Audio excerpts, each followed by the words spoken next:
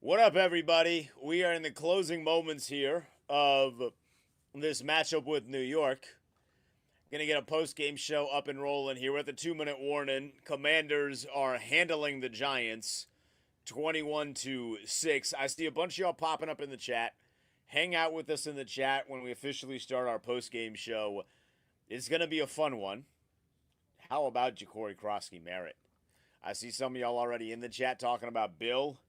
That 42-yard run that he had just now, that was the longest run that a Commander has had in quite some time. It was longer than anything that Brian Robinson was ever able to put forth when he was in Washington. There is something ironic about that. It's poetic almost about that. So I remember when we knew, all right, Brian Robinson's not going to be here anymore, right?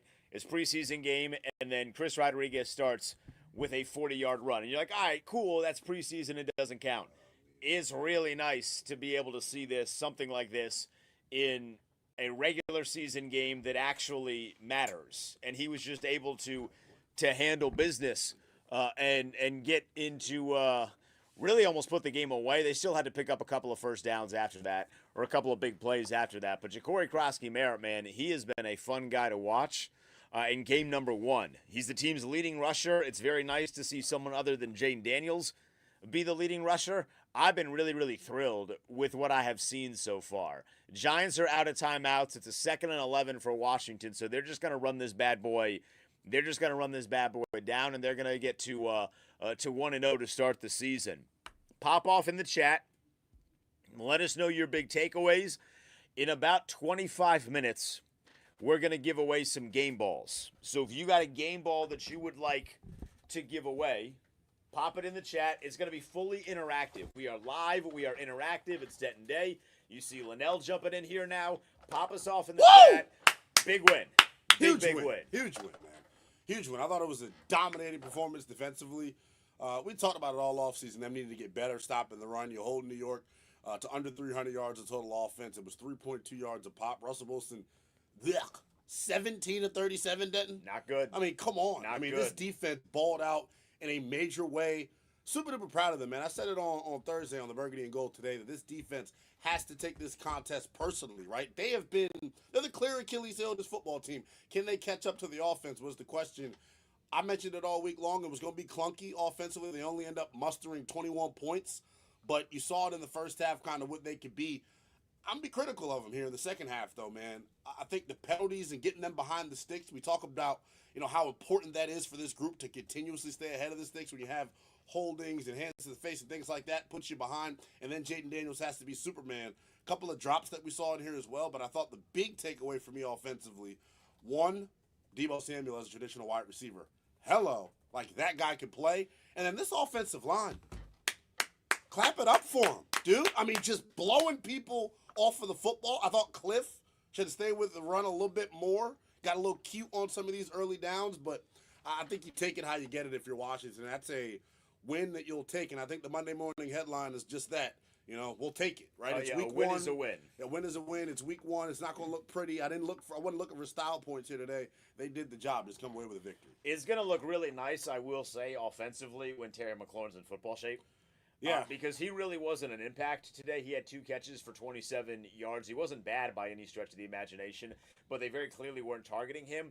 For Deebo, though, to step up in the absence of Terry McLaurin is a massive relief, a massive breath of fresh air if you are Washington. And I don't know about you, Linnell. Yeah. You're watching it on one TV. I'm watching it on another TV. He didn't look fat to me. No. He didn't look Didn't fat. look fat at all. He didn't look washed. He looked good. Deebo Samuel looked really, really good. I would argue that he was the best player on the field offensively for Washington. Jaden was really good. Not his greatest game, I wouldn't say. But again, week 1, I would say Deebo was really, really good. I loved what I saw from him in this matchup for Washington. If you're just joining us, this is the official Burgundy and Gold post-game show with 106.7 The Fan and the Team 980. We're going to do this on social media every single week. So if you can't get your radio, you can come hang out with us. It's going to be fully interactive. So join us in the chat. We got the chat open. We're going to have some fun. If you want to give game balls away, now is the time to do so. With all the good that came from this, Linnell, there was a little that was bad. This team is still undisciplined. and the penalties that they were racking up over the course of this ball game. Moving forward, when you play teams that are good, because the Giants are not a good football team. We saw that. Yeah. Malik Neighbors looks like he's an absolute hell on the sideline for he's a crybaby. The Giants. I'm be honest with you, he's a crybaby. And if I was a veteran on that team, I need to tell him whip his ass into shape. Stop crying and complaining when things don't go your way, you big ass brat.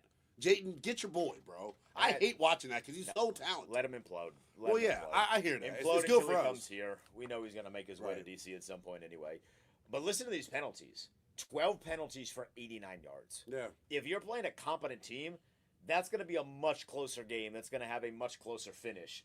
Because this was comfortable. Yeah. There was really, outside of the penalties that allowed New York to score, you might have shut them out. You might have skunked them. So this was really just about the penalties that allowed the Giants to put points up on the board.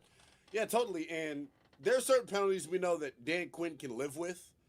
I don't know if we'll have to go back and watch them, obviously, all on tape. But some of these got to be better. Jumping off sides.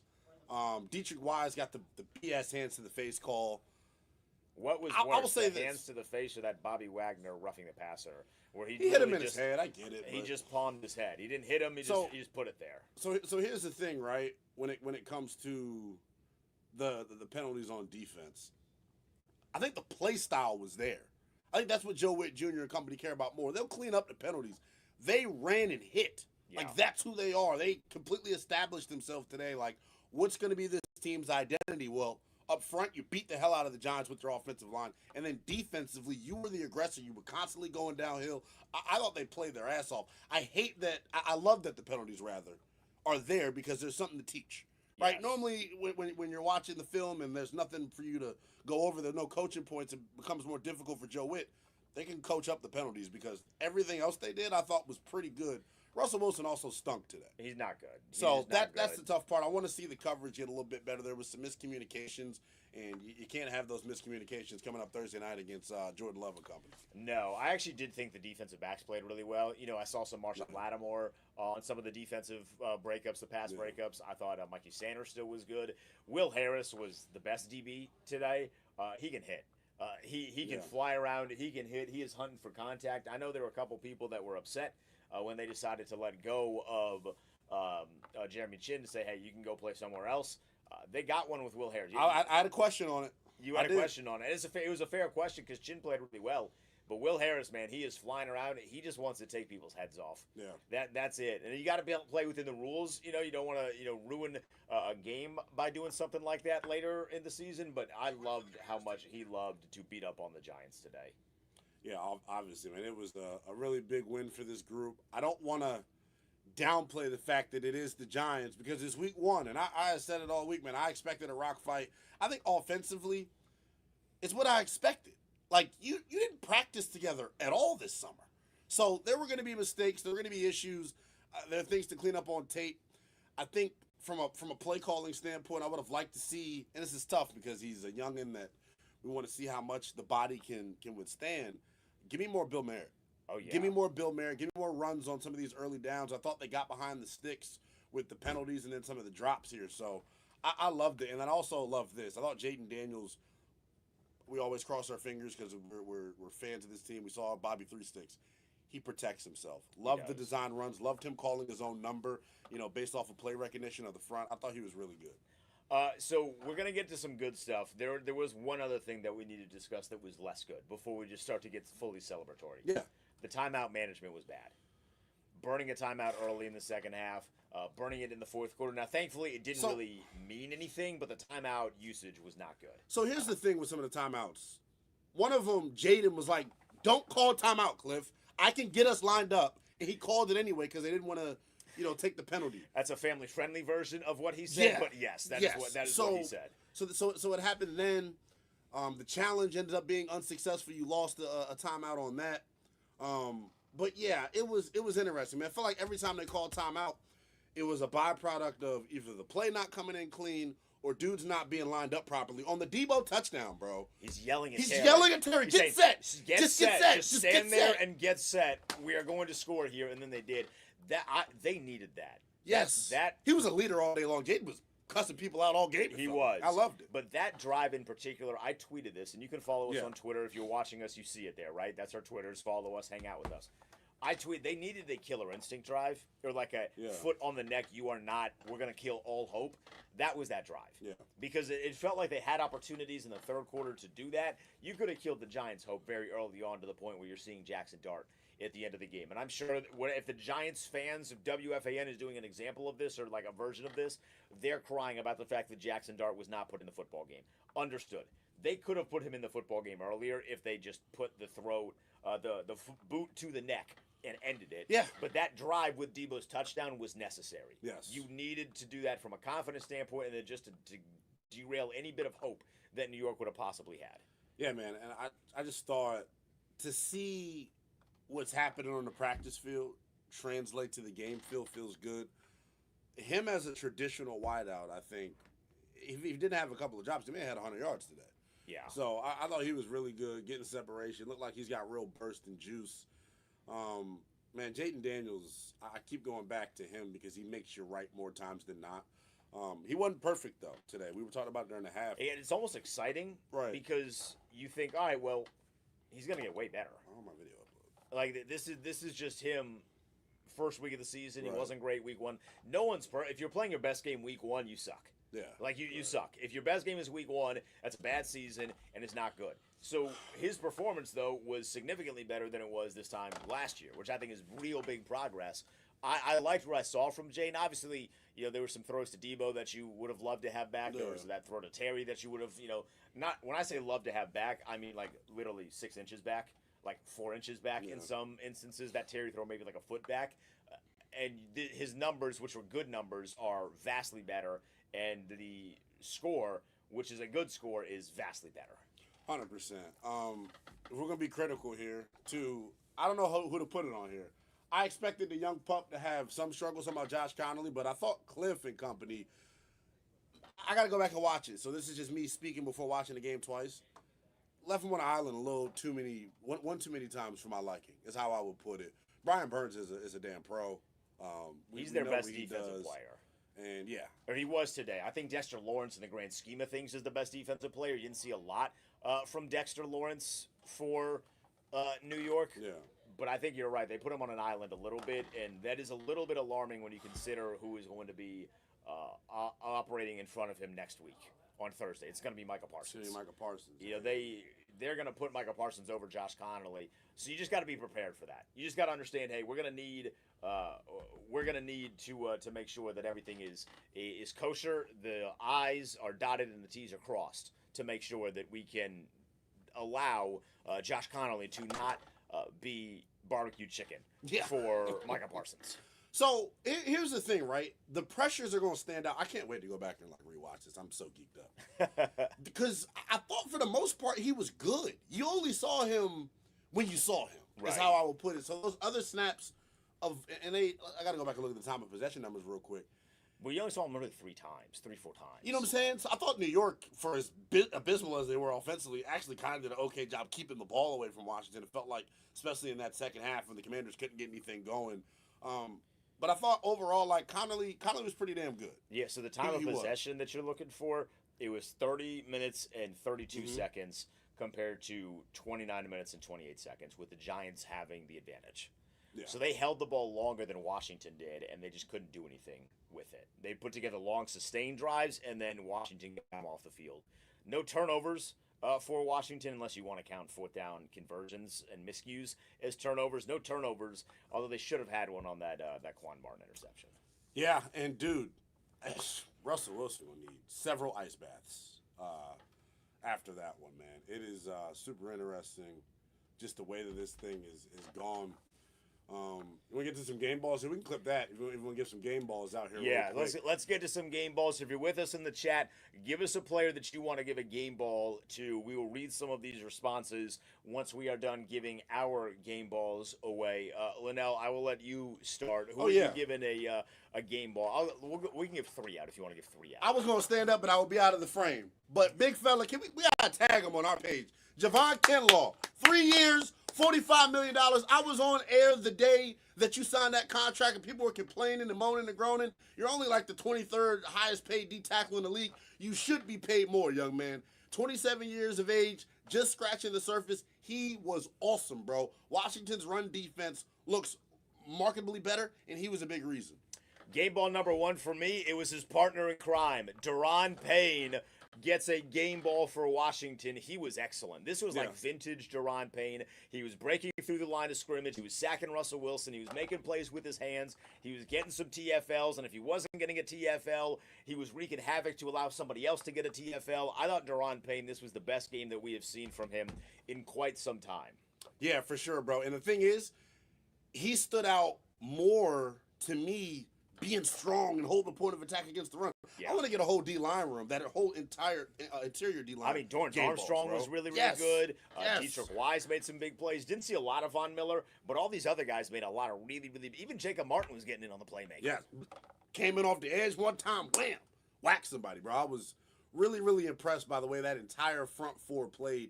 They took it personal. When you're playing defensive line, man, it's a real-life fight. You're really out there punching, throwing hands. It gets nasty, bro.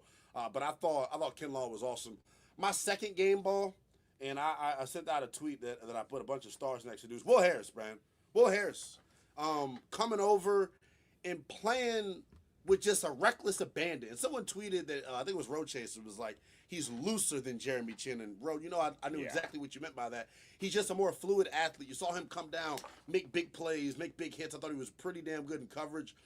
Joe Witt Jr. talks about this, and sometimes people will roll their eyes because we heard Ron and them stress communication. They really communicated well in the back end today. You can see guys doing all their little hand checks and movements. Especially with some of the way they were defending Malik Neighbors. Yes. Because they defended Malik Neighbors in a very similar way to how Atlanta defended Terry last year at the end of the year, where there was always going to be help over the top. You were not going to get a lot of scenarios where Malik Neighbors was one-on-one. Now, the Giants took advantage when he was one-on-one, but you were just not going to get a lot of those scenarios. I'm going to give my first game ball to somebody on the offense. I'm going to give it to Deebo Samuel. Yeah. I mean, shocker. I know, Right. but the guy was excellent. In his debut in Washington, a guy that this offseason was called fat, a guy that this offseason was called washed. Washington was criticized by some nationally for going and getting Deebo Samuel because there was no more tread on the tires. The tank was empty. All of the things that you could describe to describe him negatively were said about him, and he was the complete opposite today. He made some big-time catches. Sure, there were some that you wish that he would have had, but he made some big-time catches, and they utilized him in the run game to the point where he scored what was the game-ending touchdown, the game-sealing touchdown. And he didn't just score that touchdown, Linnell. Athleticism. Yes. Dive in for the pylon. He was making sure that I am getting that touchdown. So Deebo Samuel is absolutely getting a game ball for me. Yeah, he 100% deserves it. We were talking about it, or I think we may have mentioned it right at the start here. Jaden getting people lined up right before the play. Terry wasn't ready to go. But then when the play is snapped, they didn't show the replay. They kept showing Deebo extending for the pylon. That left side, the way that the holes opened up, I don't know if it's Tunsil. I thought it was like Tunsil, Coleman, and Bates. But I got to go back and watch it. Whoever the receiver was on that side, bravo, man. I expect to see a hell of a lot more of that throughout the course of the regular season. I mean, it was so much fun to see them utilize Deebo. And, like, the nice thing is this is only the start of it. Eventually, when he gets more comfortable, when Terry gets more comfortable. Terry was not spectacular today. He had 2 catches for 27 yards. Jaden wasn't even looking his direction for a lot of the plays in the second half. That'll change over time. It was kind of the same way this time last year. But Deebo, I thought, was excellent. And then you mentioned him. I'm giving a game ball to Laramie Tunsil. Yeah. Laramie Tunsil solidified that left side. He was really, really good. We were told when he got traded for it, he's not the greatest when it comes to discipline, and he's not the greatest in the run game. He was really good in the run game, and there were no penalties on Laramie Tunsil today. So I really thought that Laramie Tunsil was really, really impressive, so I'm giving him a game ball. The one area where I'll be, I guess, overly critical of LT, and I know he's going to say the same because he's a guy that wants to be an all-pro, did give up a sack today. Got beat on the inside move by like a no-name defensive lineman. Just want to see him be a little bit better there, but I thought, to your point, without the penalties, he was damn good. That's the only piece of his game where I'll go, he gave up a sack. But I thought the O-line as a whole, like we've been talking about, just played really, really well, man. They were solid. I thought, they moved well in terms of like moving guys off of the football. I thought it was really good, man. I got a question for you. This is a question in the chat as well. You can chime in, join us. We're going to be interactive here. We'll go over your game balls through the chat in a second. A lot of Deebo in there, a lot of Deron Payne in there from the chat, which we appreciate. Is the Commanders' defensive line that we have raved about, are they good or do the Giants just suck? I think they're good. Remember I said it? This was their most consistent group during camp. You felt them from a pass rushing standpoint. Obviously, it's hard in camp to judge their ability to stop the run. But I'm about to go back on my Twitter and find it right now. Like, I felt like that was something that we said a lot throughout the course of training camp is you feel this defensive front. I thought you felt them today. Now, to your credit, their offensive line is buns. I could probably get some snaps on the Giants' offensive line. Not a great offense. I mean, Russell Wilson, I hope his life insurance was good because he was running for his life. And if you're thinking that it's going to be this easy coming up on Thursday, got another thing coming because the Packers, quite literally, one of the best offensive lines in football.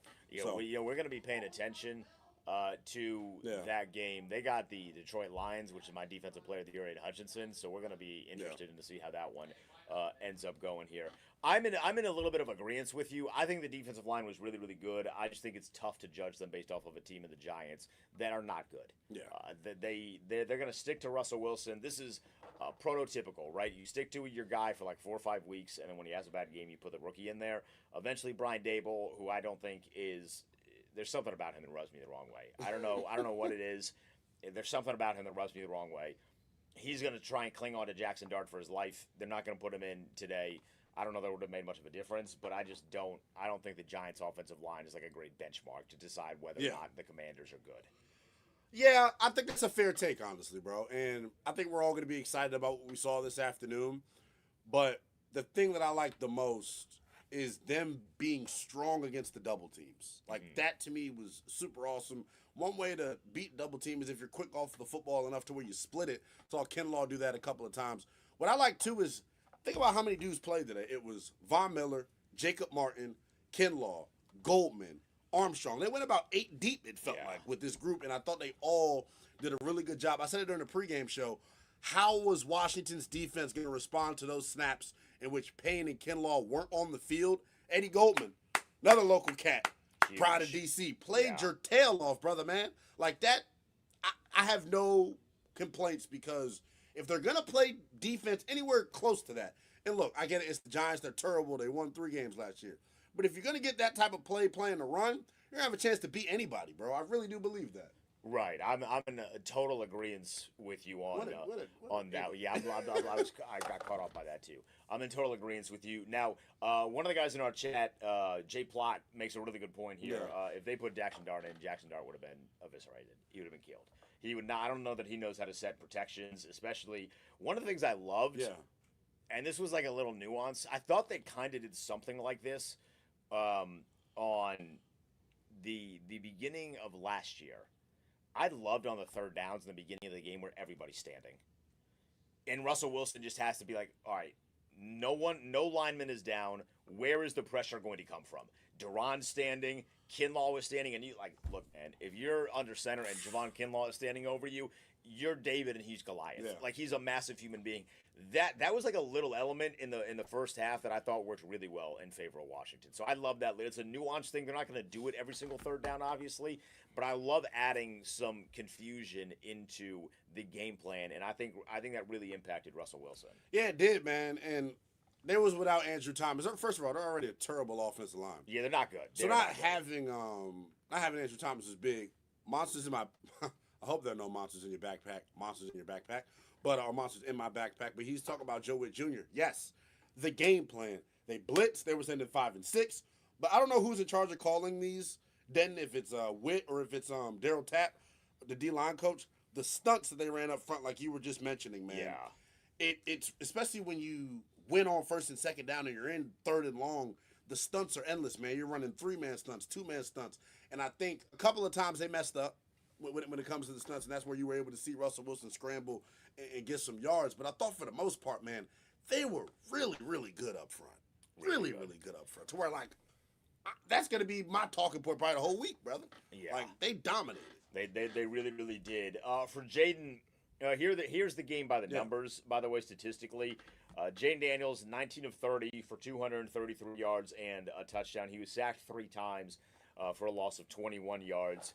He also added 71 yards rushing.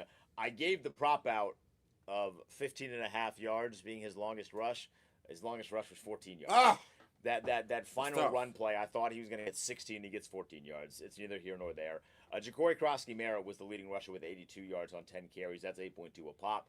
That 42-yard run for him obviously boosted those numbers tremendously. But that 42-yard run was the longest run that we've seen from a Commander running back in a long time. Brian Robinson never achieved that mark in 3 years here. His longest run was 40 yards. He did it twice last year, once against the Giants, and the Titans was the other one. But Ja'Cory Krosky-Merritt getting a 42-yard bop on his first game as an NFL player, but then in the first game in the absence of Brian Robinson was incredibly impressive. And then Deebo Samuel, 7 catches for 77 yards. He also had a rushing touchdown. It was a 25 or 19-yard rushing touchdown for Deebo Samuel. After Deebo Samuel, though, on the receiving charts, there's a big-time drop-off because the next guy on the box score is Chris Moore, who caught one pass in the very beginning of the game for 34 yards. And then you get Austin Eckler for 31, Noah Brown for 27, Terry for 27. So really not a lot of help on the offense for Deebo. Like, I want to see Terry graduate back into the upper echelon of the box score. And it felt like in the second half, they just were not looking in the direction of 17. I feel like if you were to rewind us to like October, we were saying these exact same things, and like it's part of the reason why folks that were not in favor of paying Terry the big money, days like today come up. I think this is going to be something that happens, throughout the course of the regular season several different times. And Jaden Daniels told you, what did he speak on Wednesday? Yeah. I'm not forcing the football to anybody. That's not who I am. Coverage dictates where this thing goes, and I think if you're Cliff, you can move Terry into some more advantageous situations, but ultimately coverage dictates where he goes. I thought the double move that he ran where Jayden missed him, I mean, that's Terry. That's Terry. That's like no corner in the NFL would have been able to run with him on that, man. The way that he got in and out of the break, man, he's awesome. It was a I'm not beautiful worried at all. route. He gave Jaden space to hit him, and then he just missed him. I do think if they connect on that, he scores. Yeah. Yeah, we saw him a lot last year, kind of get run down. He scores if he catches that ball. I'm not going to overreact to the Terry thing.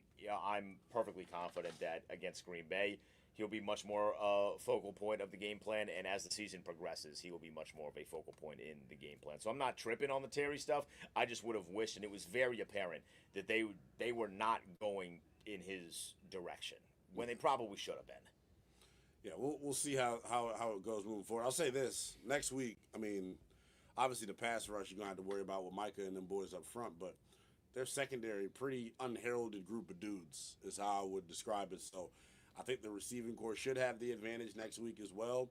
But overall, man, as far as the offense goes, a lot of what I expected. I knew it wasn't going to be perfect. I said it during the pregame show. They just haven't had a lot of time on task together. And it ultimately came to fruition here in this football game. But I do think there were some clear bright spots, as you've mentioned. Yeah, and once some of those things get cleaned up, again, Jaden has a couple of passes that are maybe a little bit behind, maybe a little bit too far ahead.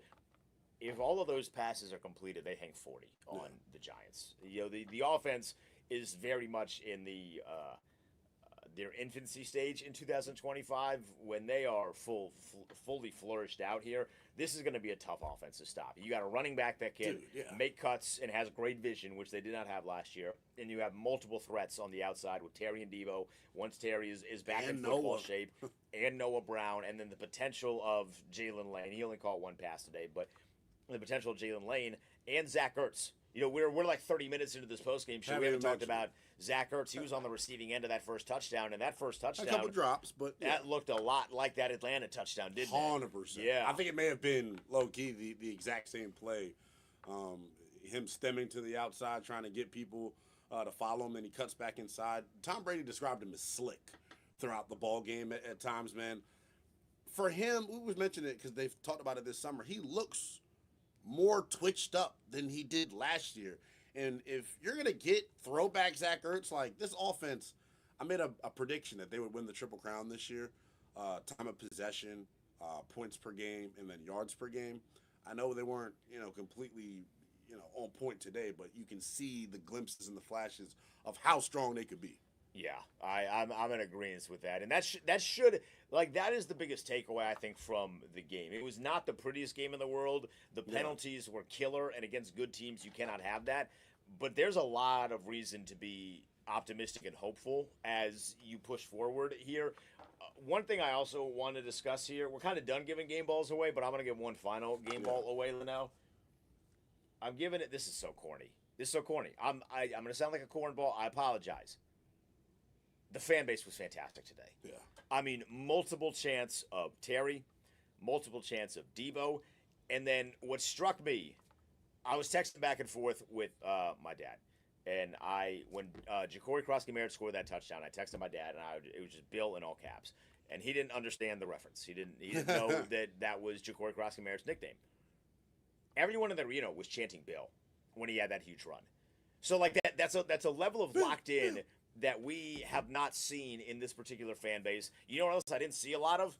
I didn't see a lot of blue in the fan base. And in an NFC East game in the past, generally speaking, it's like 60-40 maybe, but sometimes that 60 is the opposition. The fan base is back and they are bought in. I was really impressed with the way that everybody showed out, especially because at the beginning of the day today, it was not a nice day. No. It was rainy, it was kind of cold, all things considered, and the fan base did not care. This fan base is back, man. This is what happens when you have a quarterback and a competent owner. It really is a luxury. Yeah, I thought they were awesome. You heard them all throughout the game, especially when they were on defense and you felt the D-line swarming after Russell Wilson. They were definitely geeked up for that all afternoon long. This is going to be the new norm, though, man. I think the Atlanta game last year on Sunday Night Football, talking to folks that go to games regularly, it was the season finale, or the home finale, rather. Right. But it was the best environment that they said they had been to all year. You had the light show.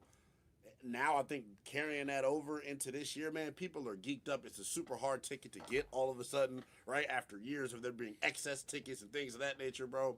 So I'm super duper happy what you said about the fans, totally. And I think at some point Washington is going to be a real difficult place to play. It's going to be, I like that. That excites me because in our lifetime, you're what, 26? 27. 27. I am 30. We have not really, a little bit in 2012 where there was like the fan base mattered. There has not been a lot of that in recent memory, so the fact that we are treading towards that direction is really, really insightful, really, really good. They were booing the refs when the refs needed to be booed, and I thought the refs were not all that good today. It's week one for them, too. It's week one for them, too, but they need to be better. They literally have one job, just be correct. And I didn't think they did the best job in the world, but some of that is also on Washington. You just have to be more disciplined in some of the penalties. I'm going to die on this hill, Linnell. Yeah. I did not like the roughing the passer on Bobby Wagner. It's just the rule's stupid. The rule I don't think is. I think you need to see forcible contact to the head to just act as if you cannot touch the head in any capacity. There's a reason that there are helmets. Like you are. I thought Quan was going to get hit. I thought Quan was too. Yeah. But like Bobby Wagner, he was like on the face, but there was no hitting. There really wasn't a pushing. Like he was just on the face. It's not even like Russell Wilson's neck moved. And I was like, how do you call that if his neck doesn't move? So I didn't love that one, and it robbed Quan of an interception. I was kind of bummed that the defense didn't have any turnovers. But Russell Wilson, in his credit, he does not turn the ball over. No, he doesn't. But he was damn close. I mean, I guess they wish he would have turned it over. 17-37, brother. Like that's a very bad look. It's so crazy because I think Washington may have had the best defensive performance of anyone in week one, not named the Colts. And the Colts even gave up more than 6, even though Miami was awful today. So entering week 2, Washington's probably going to be named the best defense in the National Football League statistically, man. And I can't wait to look at the next gen stats for pressures and things of that nature like Russell's. He needs an ice bath. And Sierra, give him a good massage. He'll be all right. But damn, shout out to D-line, man. Like I can't. That's going to be my thing all week. This D-line was on one this afternoon, man. Yeah, Russell Wilson had 44 yards rushing. Tyrone Tracy had 24. Yeah. I don't know why they stopped giving it to Cam Scatterbo. I mean, the guys, you heard what Luvu said on the broadcast, right? Yes. Yeah, he looked at him after he got trucked for the 4th time. Not a great Frankie Luvu game, by the way. He wasn't excellent. There were a bunch of guys that were good on defense. Frankie Luvu did not have his best game. He's like, you're a big MFer, dude. Yeah. And Cam Scatterbo is very much a big MFer in every dictionary definition of the world. He just wants to hit people. Yeah. And he just wants to lower the shoulder and decleat people. I'm curious to see, moving forward for New York, are they going to use him more? But I thought, you mentioned it wasn't a good Frankie Luvu day. He had the missed tackle in space. I think it was either against Wandale Robinson or Tyrone Tracy. I thought the missed tackles would be more of a thing that stood out, just dating back to last year, that Tampa game, they didn't tackle well. They didn't tackle well against the Giants in week 2.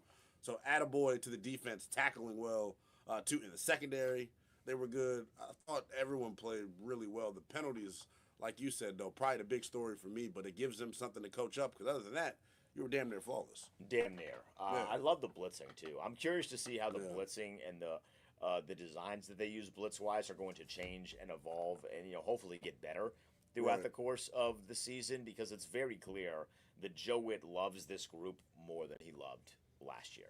100%. They Last blitzed. year just was, it just wasn't it. And they blitzed a lot last year. I know Brian Flores in Minnesota gets credit for being the most blitz-heavy guy. Washington was, sixth highest rather in blitz percentage in the NFL. And then on second down, they blitzed more than any team in the NFL by a wide margin. So they got it, man.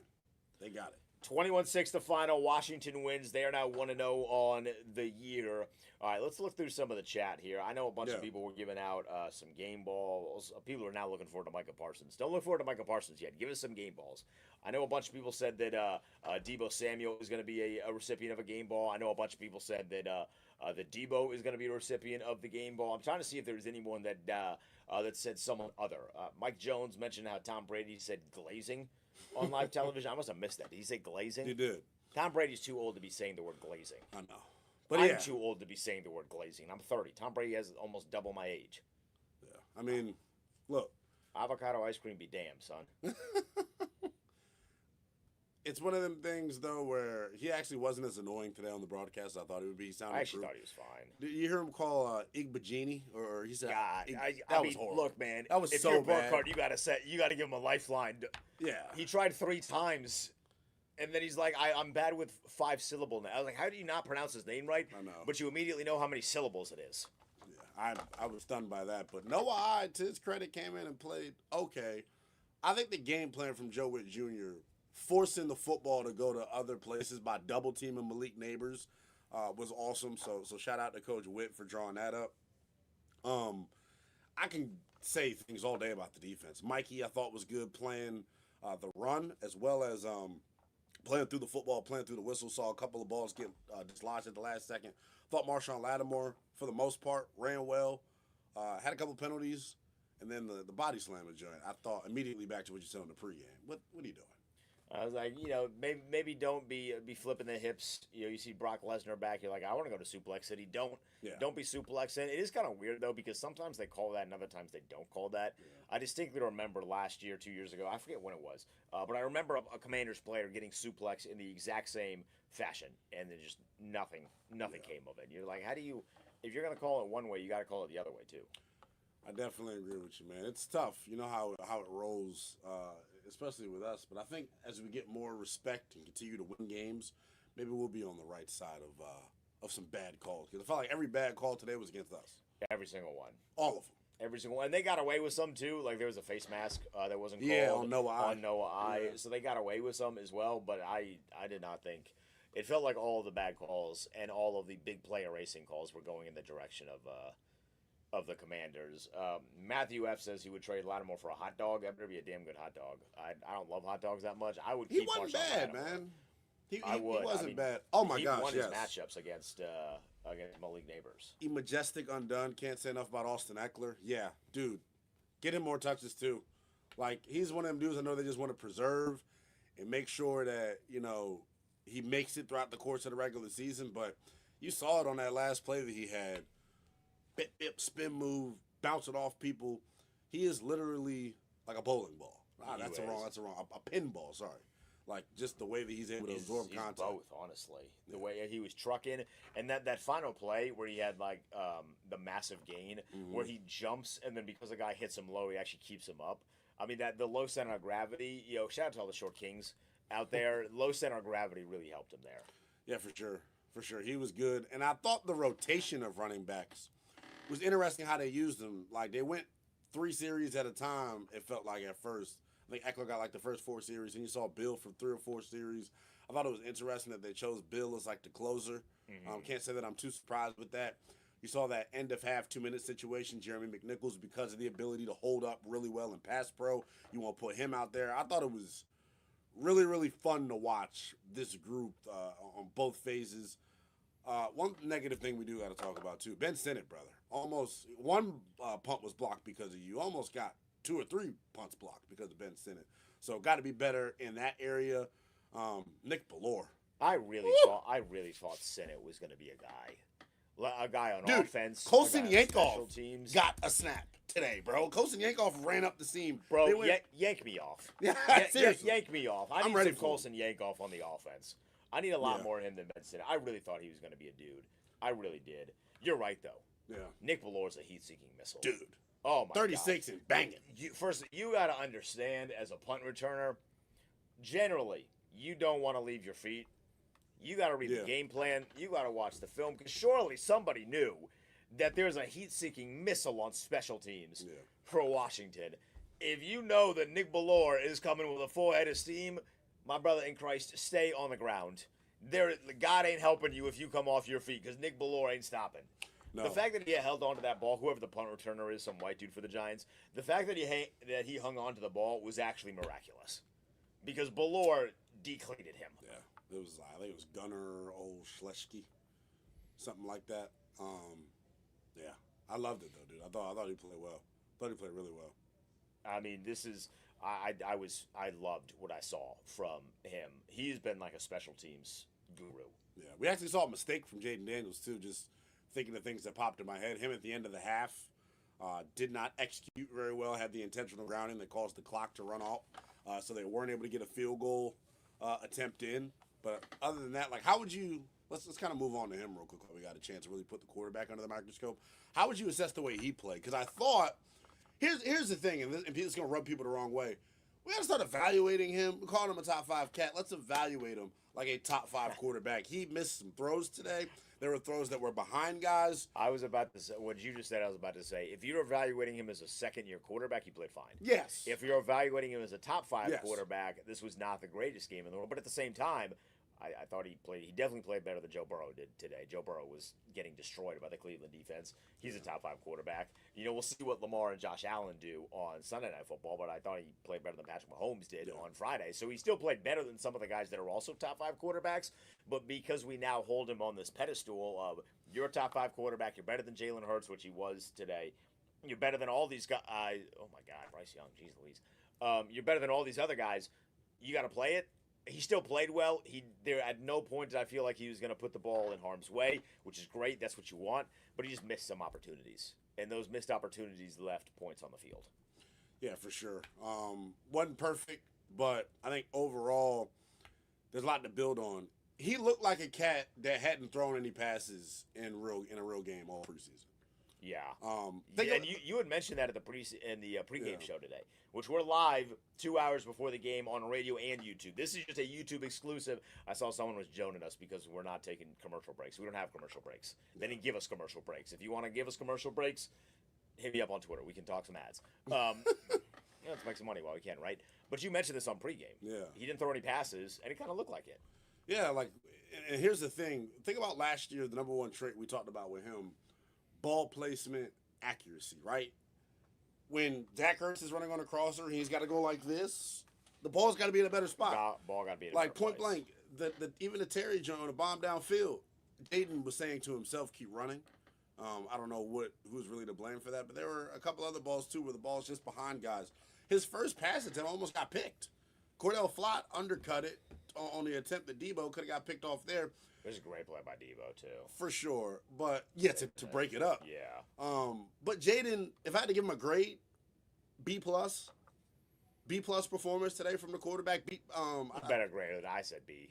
Yeah. I'd say it B? A B performance from Jaden Daniels, because we expect so much more from him. Yeah. You know, it's not a bad thing. Like, I'm giving him a little extra credit, too. Your boy would have loved a B. Oh, for sure. I would love a B. You know what I mean? I would have taken a B back in the day, but I want to give him a little bit of extra credit to stay on the grade standpoint there.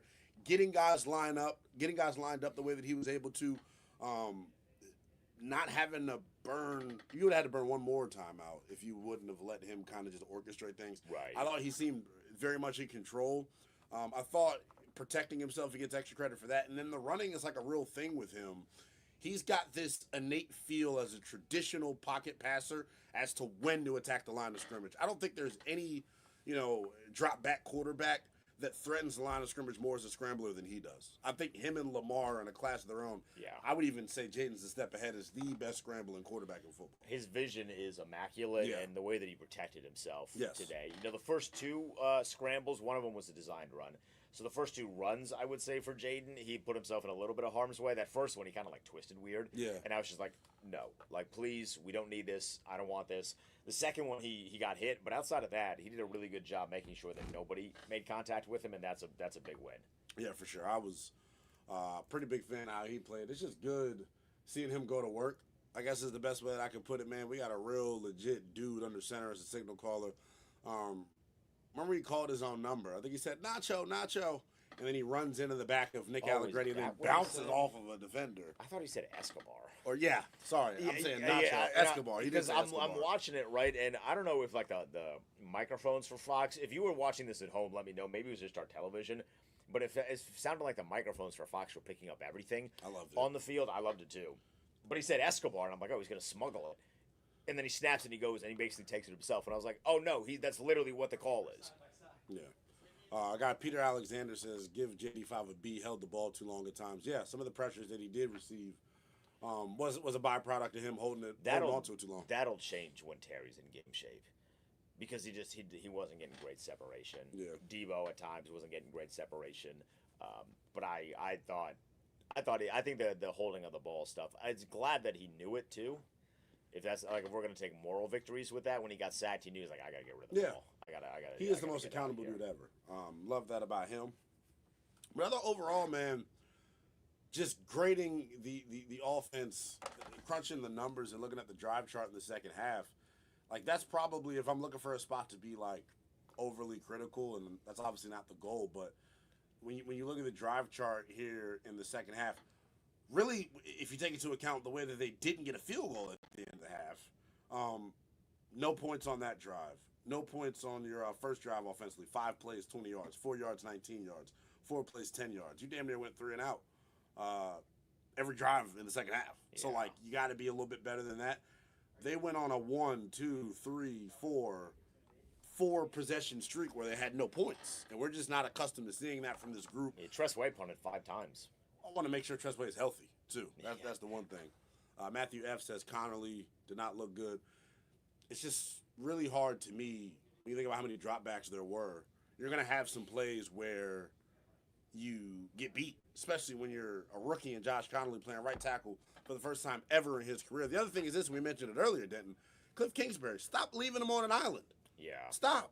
Help him out. And I know it hurts the offense because there's not as many dudes in a pattern, but Cliff got to help him out too. Yeah, Cliff needs to help him out because that also gives Jaden another target. Because if you are going to chip, right, and you chip and now you're just running a flat route or something that's more of the short variety, not intermediate, not down the field. Well, if Jaden needs to step up and scramble, it feels like a lot of the guys on this roster, Debo's a great example of this. We saw this. Really good at backyard football. You see your quarterback moving, let me just get to an open spot where he can see me. Yeah. You coach this at football at the very, very youngest levels. If you see your quarterback on the move, but his eyes are up, get to a position where you can see the quarterback and he can see you. And I feel like a lot of the guys on the offense are really good at that element of it because it would suck if you have this guy in Jaden that can do all the things that he can do and then no one plays backyard football. Like one of Debo's biggest catches was him realizing Jaden is scrambling, but his eyes are up. Let me find a soft spot in the defense. He found it, and it's a pickup of, I think it was 14 yards. Yeah, and I think when you, like you said, when you're playing, they actually work on scramble drill stuff in practice too. Yeah. So, wink, wink. That's why they're good at certain situations because they practice it, guys. I really love what you described about the scramble drill because it took some time for them to get there. Last year, there were times where it's like they were getting used to playing with a guy of his ability. The play is damn near never over when it comes to a cat like him, and I think he showed that here this afternoon.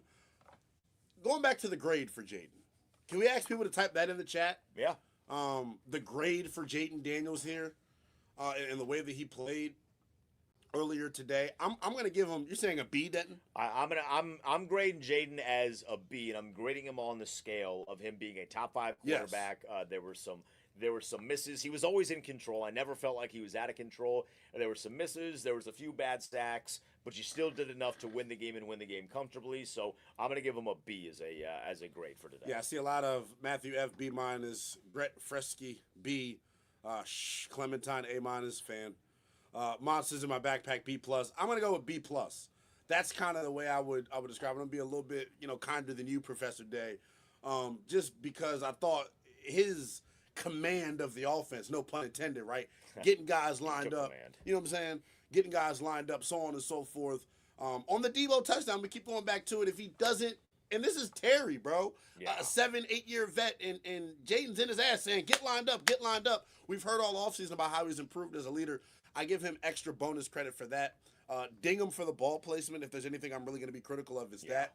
But I thought he was pretty damn good for the most part. He'll get better next week, I think. So we got Pop George as a C plus. That's really grading him on like a top level scale. Because again, if you're just grading him as a second year quarterback, he played fine. He played really, really well. Mike Jones says that he's going to give him a C. I do find it to be a little ironic that if you think of one of the most memorable plays of last year, it was the play to Terry, right, Yes. in that Cincinnati game. And he's yelling at Zach Ertz and he's yelling at Luke McCaffrey, shut up, get set. Yeah. And then you flip it, not a full year, but almost a year later, and Terry is now on the receiving end of Jane Daniels being like, shut up and get set. Just stand there. We are going to score. Yes. And then they snap the ball and they go on and they score.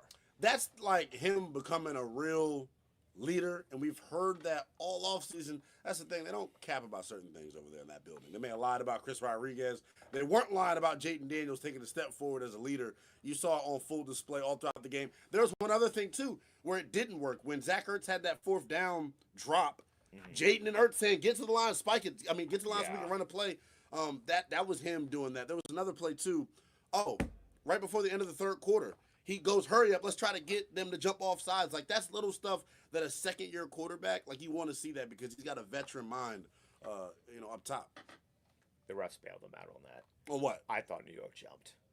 I thought at the end of the quarter? I'm glad you brought that. I thought at the end of the third quarter, when Jaden is hard counting, I thought there was somebody that jumped, and the ref was like, the quarter's over. It's over, who cares? Who cares? I hear We're not that. going to give it to him.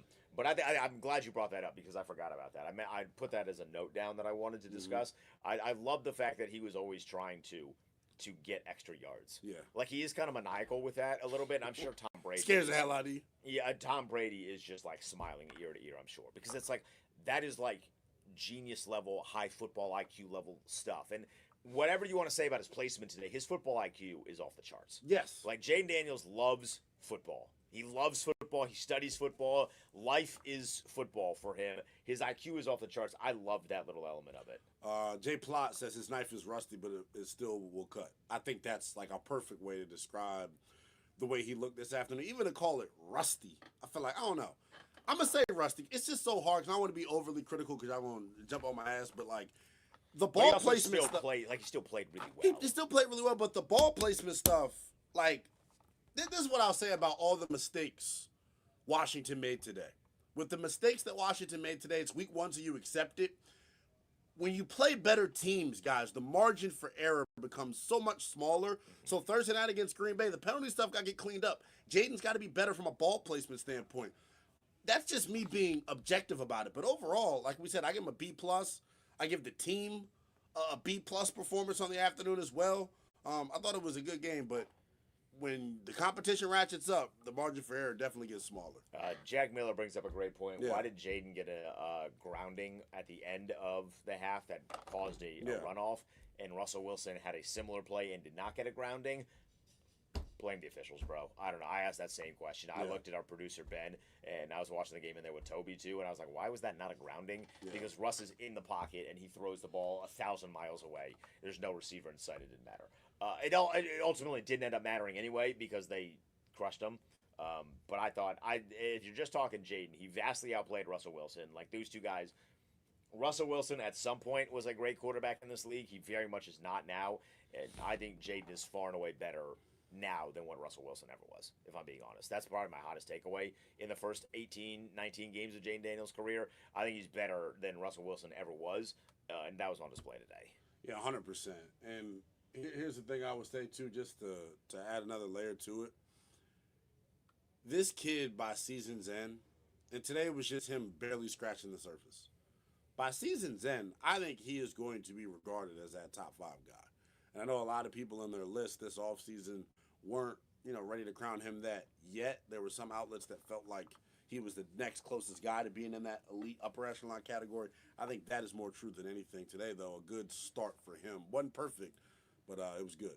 Yeah, it was really, really good. Who else do you want to grade here? We're waiting for these take command guys so they can take over here. Washington wins by a score of 21-6. They're 1-0 on the year. Jaden was great. We talked a lot about Bill Krosky-Merritt. He was really good. Eckler was great. We saw a little bit of Jeremy McNichols. I actually like the fact that they utilized Jeremy McNichols at the end of the game. That rotation, I am anticipating Chris Rodriguez is going to play on Thursday. I kind of think they held him out so they had one guy that was going to be fresh, and then you plug him in on Thursday. That's chess versus checkers. So if that ends up being the case, I like the move. I just hope Bill Merritt is able to not be in bubble wrap during practice this week because he played a real game. But he's talking about grading someone. I think everyone's in bubble wrap this week, though. Yeah, just because. I know certain guys aren't going to practice, some of the vets. But if it's about grading another group, the offensive line, I would give them a B+, A-, honestly. The way that they got movement in the run game, I thought was really good. Obviously, you had a couple of pressures off the edge. Laramie Tunsil got beat inside and gave up a sack. On the right side, Josh Connolly's the one that everyone's talking about in the chat, saying that he wasn't very good. I still go back and say I want to watch the tape on him because there were good plays that he had. I just think the ones that stick out, obviously, is when Jaden Daniels was getting sacked, so on and so forth. But what do you think of Trey Amos? People are talking about him in the chat, too. Yeah, Matthew F. says Amos can play, will only get better. I thought he was pretty good. You expect him... First of all, this is the best receivers he's ever gone up against. Oh, yeah. In his career to this point. And he had seen Malik Neighbors before, but it's a different beast when Malik Neighbors is a full season in the NFL. Exactly. And, you're 100% right. These are the best receivers. These are, legitimate professional athletes versus, still professional athletes in the SEC, but, they had to fake going to class. But he gets to play against legitimate professional athletes, so you're 100% right there. Yeah, I thought he was good, though, man. You saw him use some veteran tricks. If I can display on the camera here real quick, on one of the attempts to Neighbors, he's behind him on the deep ball, then he grabs the back of the jersey. Yeah. Ref doesn't call it. It's one of them veteran tricks of the trade, though. That's what happens when you get coached by a cheating-ass William Gay. Somebody that was a super cheater. While he was with the Steelers, I love Coach Gay. That's my guy. So I'm going to bust his chops. But dating back to the spring, Denton, they were super high on Trey Amos. And for him to play the way he played today, I thought was good. What I love, too, short memory. Right, when Emmanuel Forbes, Manny Forbes, to keep throwing you under the bus here, but anytime he gives up a catch, it's head down. Like he was looking like Malik Neighbors. You know what I'm saying? At the time, towel on the head, maybe some waterworks on the sidelines. There's none of that with Trey Amos. Yeah, he has the swagger of a top defensive back for sure. Someone says Lattimore will get cooked all year. The speed is gone. I think I mentioned that during the pregame about I want to see does he have the long speed. He wasn't bad. I think y'all are just looking. Yeah, if you at him under a microscope, I don't think he was bad at all. This game thinking the Lattimore sucked. I don't know what to tell you. I've seen worse.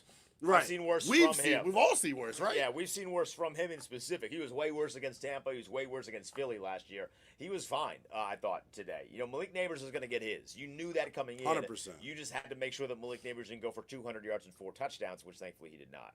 Right. I think overall everyone did a good job in the secondary. Mikey, Amos, Lattimore, I thought they all played really well. Quan Martin played his tail off, too. I thought Quan was actually very, very good throughout this one. We talked about Will Harris right off the rip. Who was they talking to? Was it Albert Breer? I think when he went and did his Commanders pit stop during camp, they were raving about this secondary to him.